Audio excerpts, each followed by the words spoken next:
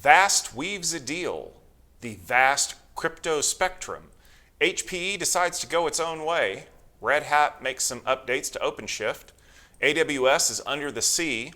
Pentagon is farming out AI, and we're going to take a closer look at some of the announcements from KubeCon 2025 in this episode of the Tech Field Day Rundown. Hello everyone and welcome to the Tech Field Day Rundown. It is November the 12th and we hope that you're having a very happy lunch hour or whatever hour it happens to be because it is National Happy Hour Day. Who knew that was a thing? We're actually having a very happy hour here at Commvault Shift in New York City.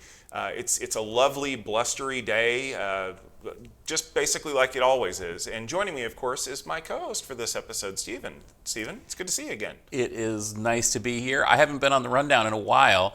Those of you who follow such things, you can mark that down on my scorecard. Because Tom and Al have been handling it so capably, but it's really nice to be back here for the rundown. It is, because we've got a lot of news, and some of these things are definitely right up Stephen's alley, so we're going to go ahead and jump in and start talking about the very first story, which was from our friends at Vast Data, because they have a huge partnership announcement with CoreWeave to the tune of $1.17 billion. It is a major step forward in AI infrastructure.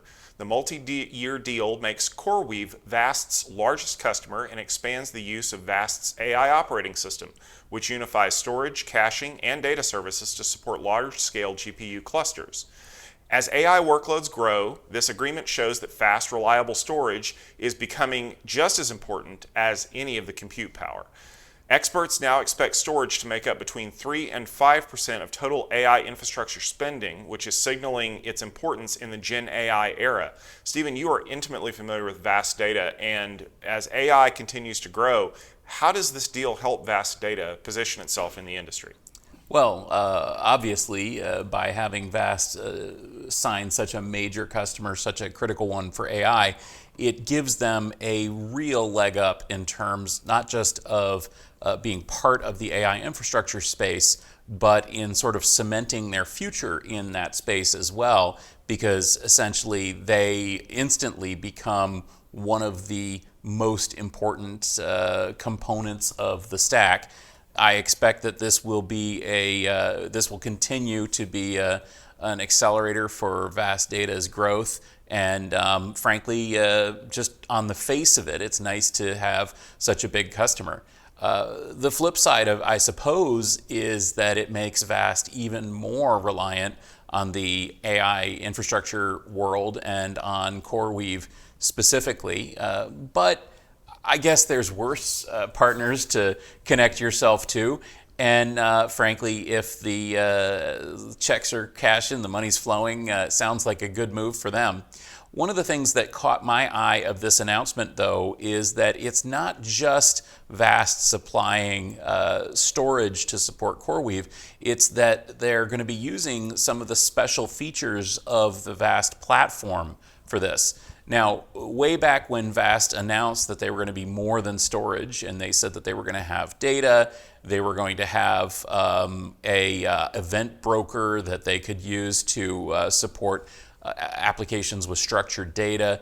They had Kafka, native Kafka interface. My question for Vast at the time was essentially, that's cool technology, but is somebody really going to use this, and is it really that much better than just using native? And the answer is absolutely yes. In fact, Vast claims that they're about 10 times better at handling Kafka requests on the same hardware as just running Kafka natively, which is really a major advantage. And again, the importance of this shouldn't be understated. It shows that Vast's pivot away from traditional storage and into data applications and AI integration is not just functional, but it's really beneficial to customers. And so for that reason, I think this says more actually in terms of the benefit to Vast than you might think, even beyond the fact that they now have a $1 billion customer. Tom, Spektrum Labs' Spektrum Fusion platform lets organizations verify their cyber resilience using cryptographic proofs. This system tracks key tasks like backup and recovery, while AI agents monitor workflows and provide real-time updates. The approach helps IT teams demonstrate readiness, reassure boards and insurers, and improve recovery from cyber attacks. What's your take on Spektrum Fusion? If you ask me what the most important thing about the blockchain, what its legacy is going to be, it has absolutely nothing to do with any magical pretend money. And it has everything to do with the immutability of the ledger. Because one of the things that we need more than anything else in IT is the ability to say for a fact that a thing did or didn't happen. And what this platform is allowing you to do is create a token that you can then share with auditors and insurers that say, for a given point in time, we met the requirements that you put in place for this. Now, why would that be important, especially when you start talking about things like cyber insurance? Well, I don't know. If you're the underwriter for one of these policies, you're going to want to make sure that the company that you are underwriting did everything they could to prevent whatever it was from happening. And this token kind of serves that purpose, if you will. So if I am an insurer, I would say I would want you to use this platform. What you do is you go ahead and install it, you run it, and it gives you the token. And the token says that, on, November the 12th, 2025, you met all of the requirements to be insured with our policy.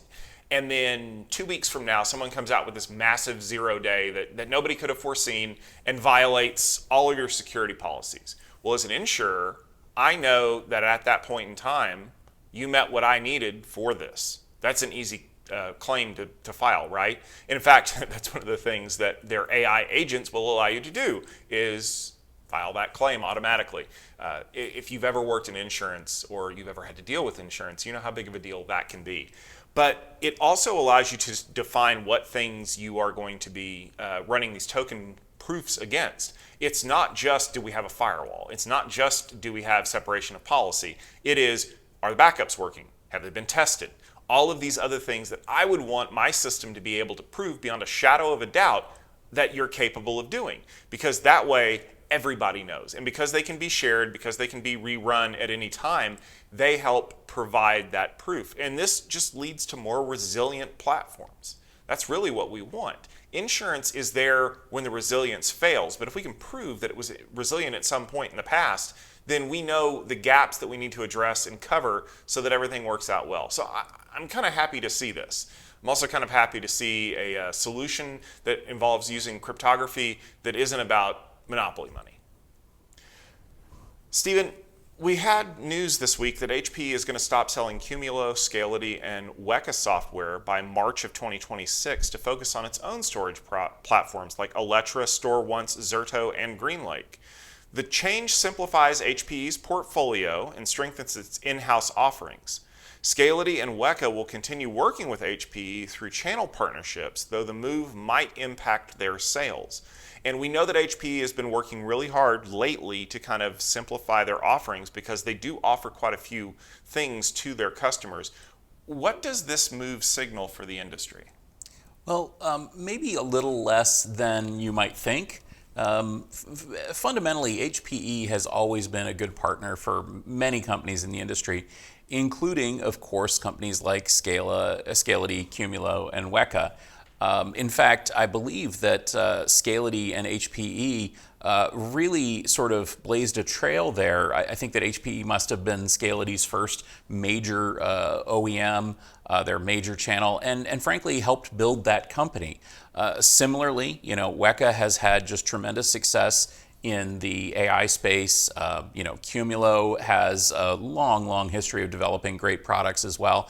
And of course, HPE has an OEM version of VAST Data as well that they sell in addition to their own Alletra storage platform. This change essentially is HPE saying, you know what, we should really be focusing on our internal products and a little less on some of these partner products. But that doesn't mean that it's a fundamental change. In fact, I suspect that channel partners, HPE obviously is one of the biggest channel companies out there. I think that their channel partners are going to continue selling WEKA, Scality, Qumulo, and more on HPE hardware going forward. So I really wouldn't read too much into it. Instead, what I think this is it is just sort of a cleanup of the way that HPE goes to market, the way that HPE works with both partners and OEMs and the channel. and shows that HPE is increasingly confident in their own internal storage platforms. So overall, I don't think this is going to have a huge impact on customers. I also don't think that it's really going to have a huge impact on the companies that were named here that are allegedly losing access to HPE customers, because it's not like those customers are going to switch to something else. They're probably going to be working with HPE and WEKA or Scality or Qumulo for the long run. I think the one interesting aspect here is that HPE apparently is going to continue working with their OEM version of VAST. Now, I don't want this episode to sound too much like a cheerleading session for VAST, but boy, that does lead some credence to the fact that VAST is sort of the golden child of the storage industry right now, when HPE is continuing to work with them, even as they are separating themselves somewhat from some of these more traditional partners. Tom, Red Hat's OpenShift 4.20 adds new AI tools, stronger security, and better edge support. Key features include AI workload support, post-quantum cryptography, zero trust identity, and easier secrets management. This update also expands ARM and Oracle Cloud support, BGP networking, and two-node edge deployments, helping organizations modernize applications and manage growing Kubernetes environments more efficiently. What's your reaction to Red Hat's OpenShift announcements and the overall strategy that Red Hat has for OpenShift? I think it's important that this came out when it did, because it signals that Red Hat is not giving up on OpenShift. I know I was looking at my travel logs from years past, and it was only 9 years ago that Stephen and I were at the OpenShift Summit, OpenStack Summit down in Austin, and of course OpenShift is definitely related to all of that. But I think that this is, if Red Hat's going to offer cloud in a box to people, it has to be a modern cloud in a box, right? You have to be willing to take on all the things that are available in Azure, in AWS, in GCE, in any of those platforms. And the fact that they're supporting Oracle Cloud will tell you that, oh, it looks like Oracle Cloud's actually coming along with all these deals that they've been making. So looking at the features, like post-quantum cryptography is kind of table stakes right now. We've seen this shift with a lot of people where they realize that the time to get in front of this problem is right now, because the implementation of post-quantum algorithms is not going to cost you anything right now. It will cost you a lot whenever those data storage units are encrypted with older technology and you have to burn CPU cycles to get them upgraded. Now's the time to do that. Of course, you want to talk about things like zero trust, secrets management. Yeah, that is, again, table stakes, right? You have to have some kind of an isolation mechanism for these workloads. You have to be able to do secrets management, as we've learned from all of our friends that have done a number of presentations at Security Field Day, like 1Password, for example. If you can't do secrets management, nobody's going to rely on you. Again, adding ARM support, adding BGP support, adding two-node edge deployments. These are the things that I would expect from a modern platform. And I know that the people at OpenShift have been working really, really hard to kind of be the alternative to doing things in the public cloud. They're your private on-premises cloud. And this gives me hope that this is not something that's just going to disappear. Obviously, with Red Hat and IBM behind it, it won't. But this can be positioned as an alternative for people who are under massive regulatory strain, that cannot be in the public cloud or can't have the majority of their data. And that's especially true for people who are sensitive about having their data uploaded to AI clusters everywhere. So good news from Red Hat. If you're an OpenShift customer, I'm sure you're going to want to upgrade pretty soon, because there's a lot of new bells and whistles that you're going to want to try out. The Pentagon is pushing AI adoption in the military, but they're expecting companies to pay for the development and train that AI themselves. According to Defense Secretary Pete Hegseth, tech and defense firms, including Google, AWS, Meta, Palantir, and OpenAI, are going to have to provide these contracts to the Department of Defense, but the basic training needs need to be done by the companies themselves.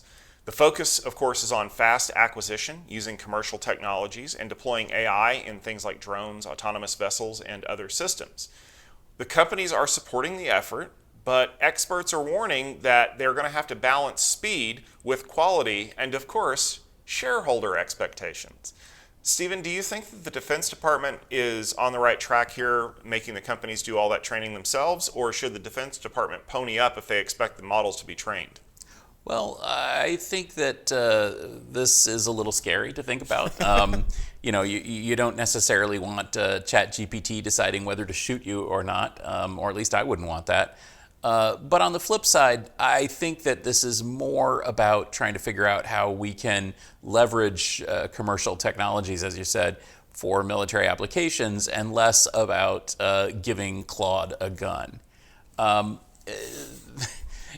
being said, this is fairly typical for government to work with the private sector in various different ways.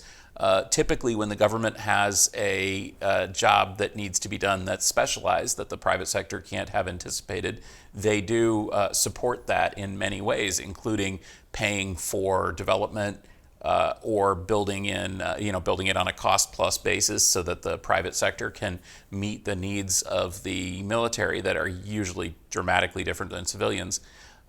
I think that ultimately what we're going to see here is applications of AI technology that are very similar to what you would find in the civilian space. This is not going to necessarily be using a chatbot to do some things that you would it would not be prepared for. But that being said, there are a lot of companies out there that are actively working on developing military applications. We've of course talked about the big guys, Anthropic and AWS and Google Cloud, Meta, Microsoft, Oracle. Palantir is one company that has put in a lot of their own development resources to support the needs of government and the military.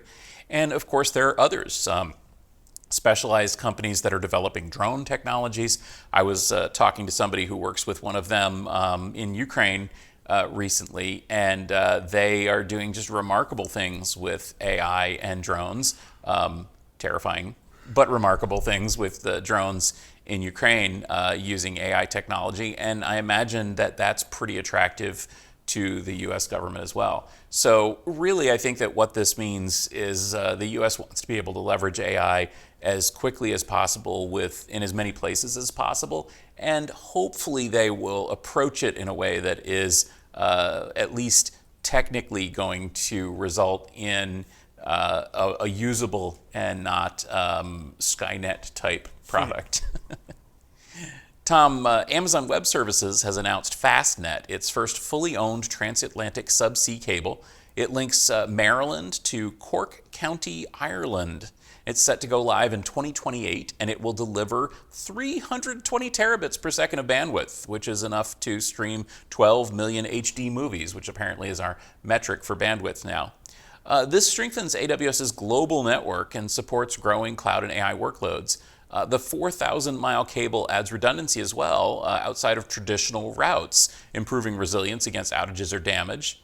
It's built with advanced optical switching technology, and it reflects AWS's push to get more control over their own infrastructure in-house. What's your reaction to Fastnet? Sounds like a Fastnet to me. It does, and this is a big deal for Amazon because this is their cable.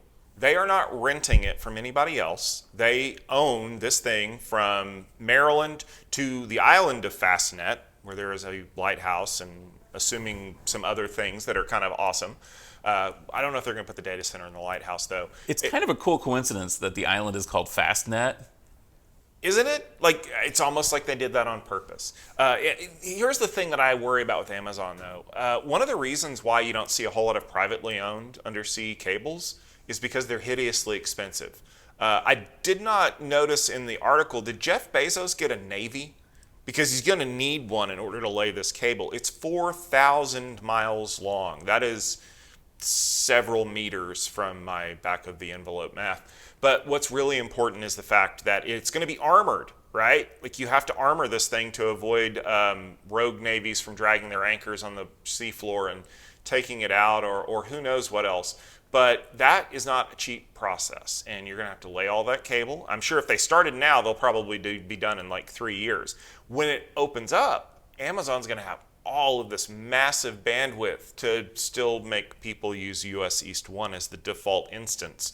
I think what they need to do, though, is they need to start selling this as you can start hosting these production units and everything in Ireland or in European data centers, and you can move data back and forth as quickly as possible. Yeah, 12 million HD movies sounds like a lot, but how many AI workloads can you move? Because one of the things that's cited in the article is the fact that AI workloads can get awfully bursty whenever they find a new source of data and bandwidth to jump into. And they're going to have to do some really impressive things as far as like kind of metering all of that.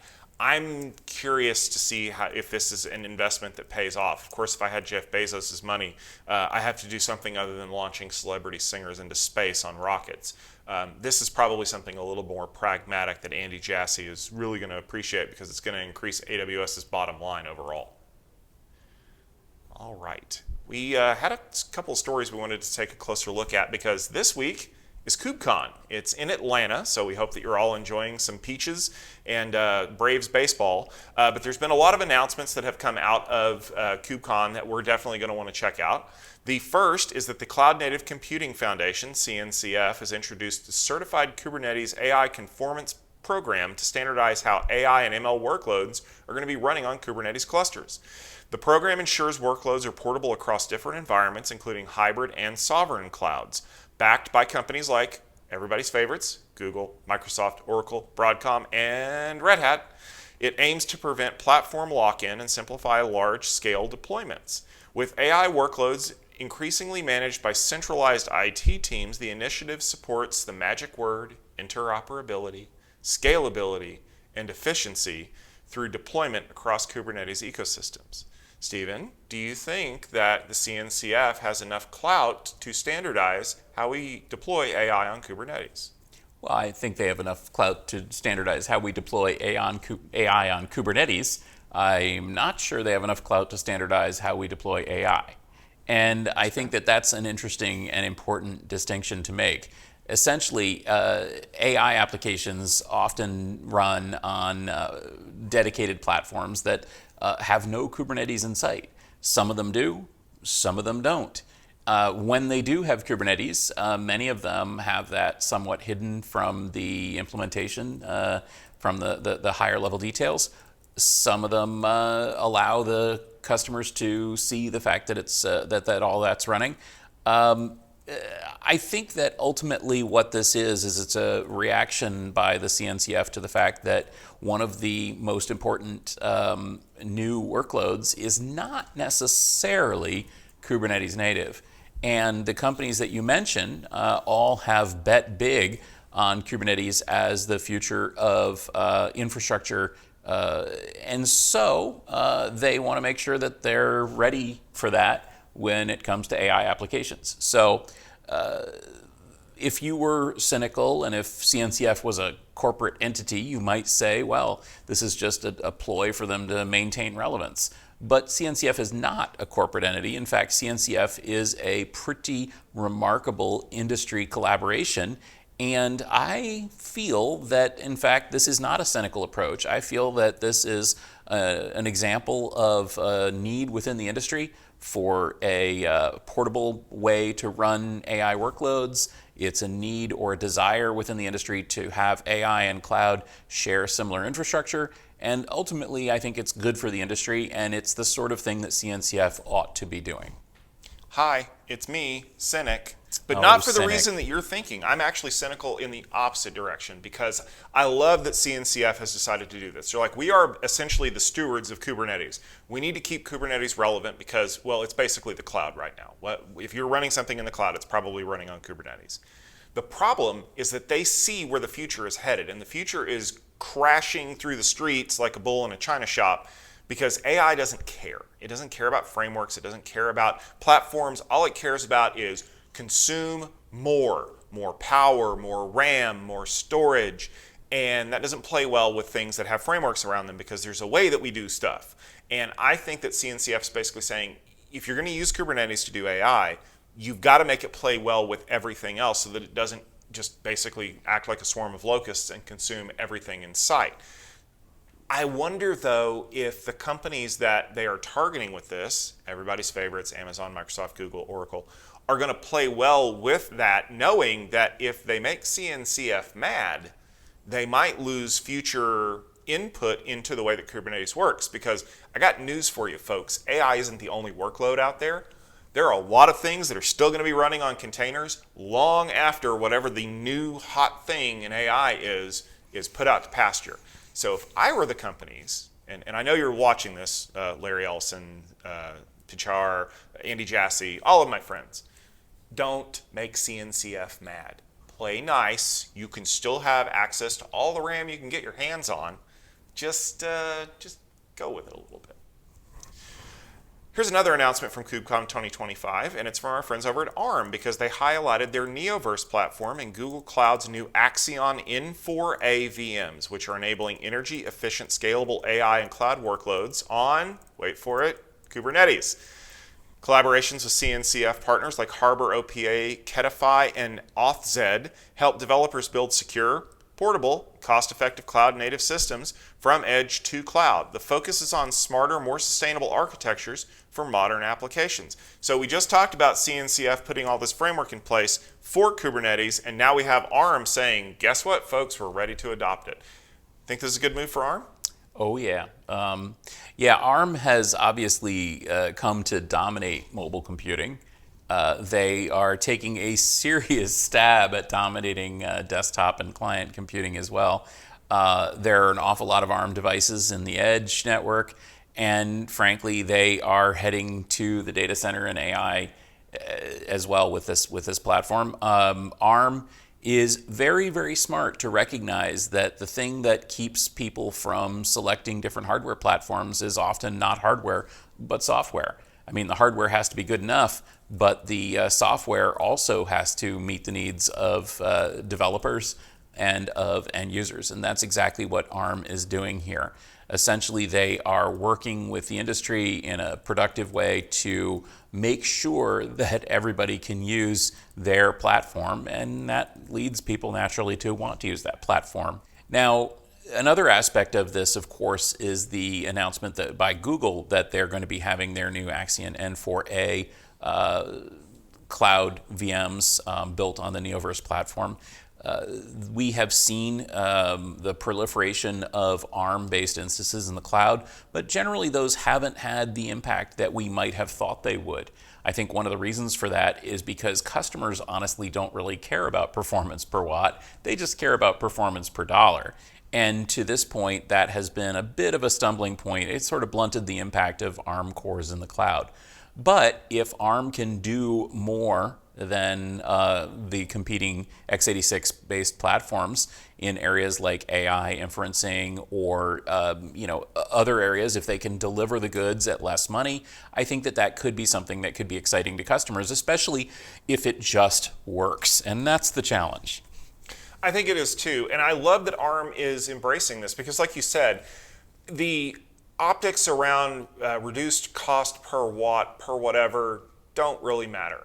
The electric bill is what matters, and the electric bill is a component of how much I'm going to rent these things out to it. So if ARM really wants to make an impact in this, they have got to figure out a way to cut this cost to the bone to make these things way more appealing to companies that are saying, well, where should I put these workloads? Because if it's all running on Kubernetes, honestly, nobody cares, right? We're going to compile it on whatever platform we need to use it for this week. But if you can consistently deliver the things that make it a lot cheaper, then you're going to want to embrace those platforms, right? We saw this originally with x86. It won because it was more efficient and cheaper than all the other options that were out there. And then it became the lumbering behemoth that it became. And now ARM is kind of sneaking in to take some of that steam.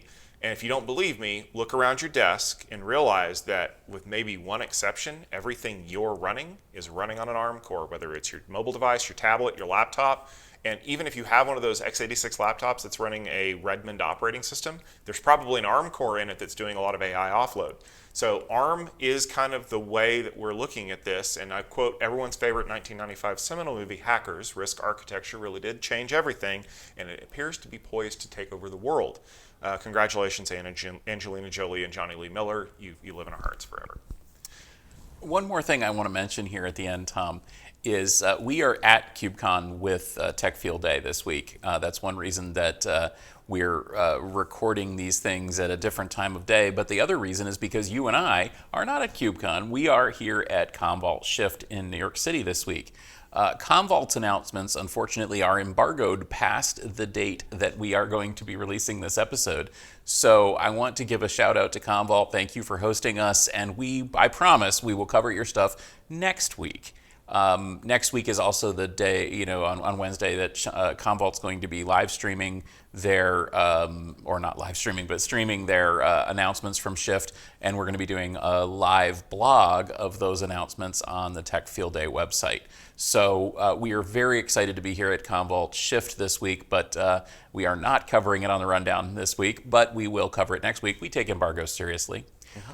We, on the other hand, have had a number of other Tech Field Day presentations from KubeCon this week. Again, the timing of the recording and production of this means that we weren't able to cover those on the episode this week, but I'm sure that we will be talking about some of those things next week as well. So just a brief program note, if you're wondering why it is that we're not talking about Commvault Shift and why we didn't cover the Tech Field Day at KubeCon, that's why.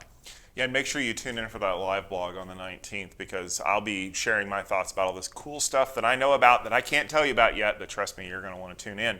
And also make sure you check out techfieldday.com for a lineup of all the events that we have coming up, because guess what, folks? We're getting close to the end of the year. You know what that means? We're already planning for 2026. We have a lot of things in motion. We have a lot of events that are already scheduled. If you want to check out techfieldday.com, you can see the list of those. I've got some stuff going on. Steven has some stuff going on. Our good friend from Down Under, Alistair Cook, has some stuff going on.